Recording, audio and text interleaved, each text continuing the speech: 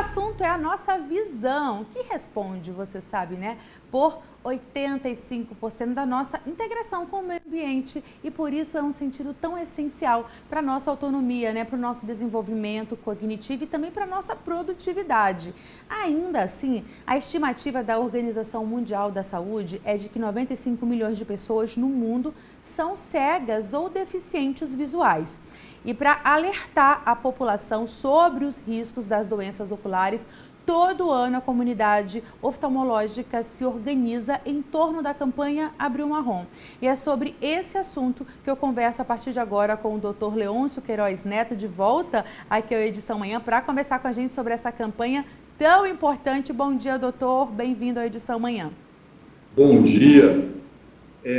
Eu agradeço muito a oportunidade de podermos falar um pouco do Abril Marrom, onde nós temos no Brasil 1,5 milhão de casos de cegos ou pessoas com deficiência visual grave.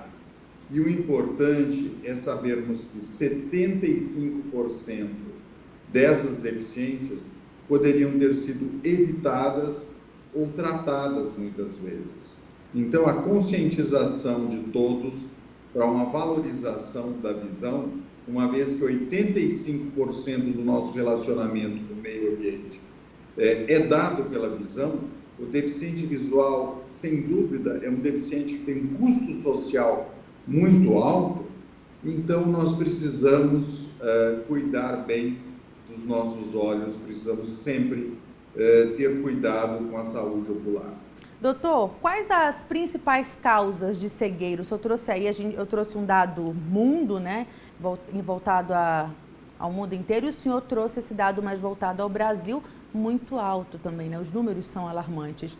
Quais são essas principais causas? Porque o senhor fala aí de cuidados, e eu entendo que sejam cuidados na rotina mesmo. E aí, por isso, eu faço essa pergunta para o senhor. Quais seriam essas principais causas que podem levar a, de fato, uma cegueira? Olha, nós, oftalmologistas, não encaramos a necessidade do uso de óculos, a correção do vício de refração como uma doença. Mas, sem dúvida, a falta do uso do óculos é um limitante de visão para muitas pessoas ainda no nosso país. Daí, depois, nós vemos com a catarata, né? A catarata, ela necessita... Nós temos um número muito grande de casos diagnosticados ano a ano e ela necessita sempre de uma cirurgia e no nosso país o número de pacientes operados fica aquém das necessidades. As filas de cirurgia de catarata aumentam. A catarata está relacionada também nos casos que a pessoa tem diabetes, a exposição ao sol, a radiação ultravioleta aumenta muito a incidência de catarata. Nós temos uma série de doenças autoimunes, por exemplo, que o portador destas doenças precisam fazer uso de corticoides que leva à catarata. Temos o hábito do brasileiro de comer com saleiro na mesa. O sal pode corroborar com o aparecimento também da catarata. Os fumantes, o estresse do dia a dia também levam, são fatores que indicam a prevalência da catarata após os 55, 60 anos de idade. E o senhor falou também da chance alta até de cura quando se tem um diagnóstico precoce, quando se tem um tratamento adequado e ainda se observa, no Brasil pelo menos, ou até mesmo na nossa região, que não há uma frequência muito grande, por exemplo, desse diagnóstico precoce? Olha, a consulta oftalmológica, às vezes por uma refração, ela é a porta de entrada da saúde ocular, da prevenção.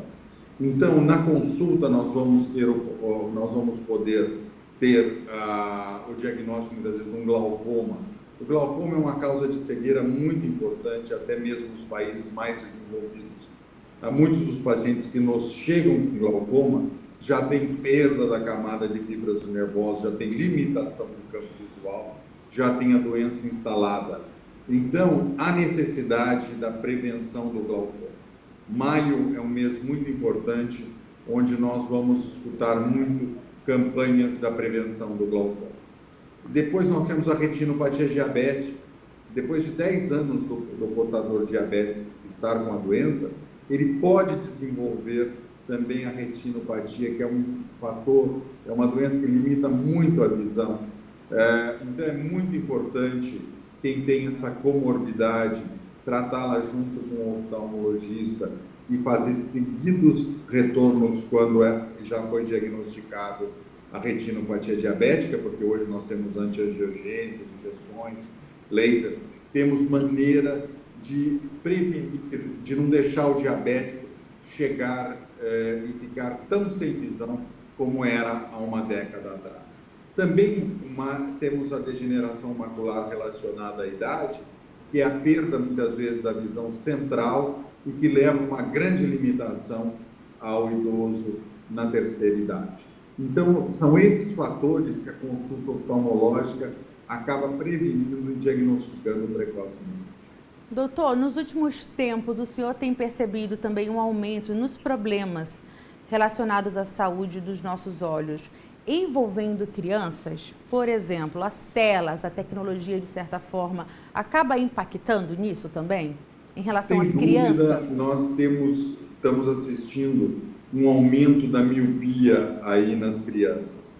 E os estudos da oftalmologia no mundo têm mostrado que não é só a tela, mas também nós estamos com gerações de crianças que estão privadas do sol, que brincam um pouco ao ar livre. E esses estudos têm mostrado que muitas vezes o ambiente externo, a radiação ultravioleta, corrobora para uma contenção desta miopia, para as crianças não serem tão míopes. Então, nós hoje já temos mecanismos de conter, de controlar a miopia, quer seja com óculos especiais para isso, colírio, ou mesmo lentes de contato específicas para o estímulo, para a liberação de um hormônio chamado dopamina, que contém um pouco o aumento do diâmetro anteroposterior do globo ocular. Doutor, ainda em relação às crianças, quais são os sinais de alerta para que esses pais falem, opa, está na hora de procurar um especialista? A escola pode ser ali um bom lugar para se observar se essa criança está com a saúde ocular em dia? É fundamental a escola. Nós sabemos que filhos de míopes têm uma maior tendência de serem míopes. Nós sabemos que as crianças que não estão enxergando bem têm um baixo rendimento escolar, têm dificuldades na acuidade visual na sala de aula, aproximam-se muitas vezes dos monitores de TV. Então, os pais precisam estar sempre atentos. E eu acho que Campinas, em breve, está deflagrando uma grande campanha sobre isso, a começar das escolas, onde devemos fazer uma triagem muito grande para sabermos como está a visão dos nossos escolares aí na infância. Excelente ação, doutor, e a gente com certeza vai querer falar sobre isso, divulgar também essa ação, porque faz total diferença. E para a gente encerrar essa nossa conversa de hoje, vamos falar mais uma vez sobre a importância dessa campanha. O senhor falou já de uma outra campanha muito importante também, que vai surgir em maio, mas abril totalmente dedicada a esse cuidado de forma geral, né, em relação aos nossos olhos. E no começo eu falei que são pequenos atos, né? O senhor disse aí da importância de buscar um especialista com frequência, mas no dia a dia a gente está vendo nas imagens aí aquele dedão no olho coçando ali, que dá aquela agonia. Quais são os cuidados que a gente precisa ter no nosso dia a dia? Para quem usa lente, para quem de repente com a mão suja vai, sabe, coisas assim, pequenos detalhes que fazem diferença e que podem prejudicar a nossa visão. Queria que o senhor reforçasse essas orientações para o nosso público. Eu acho que os cuidados são a visita ao oftalmologista, não fazer uso de automedicação. Colírio, por mais que seja, muitas vezes tem um princípio ativo e também pode ter efeito colateral. Os usuários de lente de contato ficarem muito atentos à validade da lente, ficar atento à asepsia da lente, não tocar nunca a mão suja aos olhos, porque isso é uma das causas importantes de conjuntivite. E ter, após aos 45 anos, quando começa a presbiopia, a vista cansada para perto, onde há necessidade de óculos, essas pessoas sempre ficarem atentas a visitar o oftalmologista. Nós não podemos esquecer que 85% do nosso relacionamento com o meio ambiente é dado pela nossa visão, pelos nossos olhos. Esse, sem dúvida, é o mais importante dos sentidos. E você lembrou da coceira dos olhos. Nós vamos ter o junho violeta, que é a prevenção, onde nós vamos evitar o ceratocone, e nós sabemos que o ceratocone, infelizmente, está muito ligado ao ato de coçar os olhos. E as pessoas esquecem e acabam praticando isso. Perfeito, doutor. Não falta assunto aqui para a gente alertar a população, os nossos telespectadores em relação à saúde dos nossos olhos. Por hoje, quero agradecer demais a sua presença mais uma vez, as suas orientações e os alertas que o senhor trouxe mais uma vez aqui para o nosso público. Ótimo dia.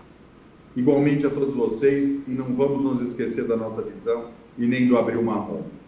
É isso, doutor Leôncio Queiroz Neto, ele que é oftalmologista, trazendo essas informações super importantes para que a gente lembre como a gente tem que cuidar, né, desse nosso sentido, como ele falou, se não o principal, um dos principais. Olha, você pode ver e rever essa entrevista no nosso canal do YouTube. Vale lembrar que a nossa programação também está sendo exibida ao vivo no YouTube. Basta você procurar por Rede Família. Já aproveita e se inscreve para receber as notificações e não perder nadinha, tá?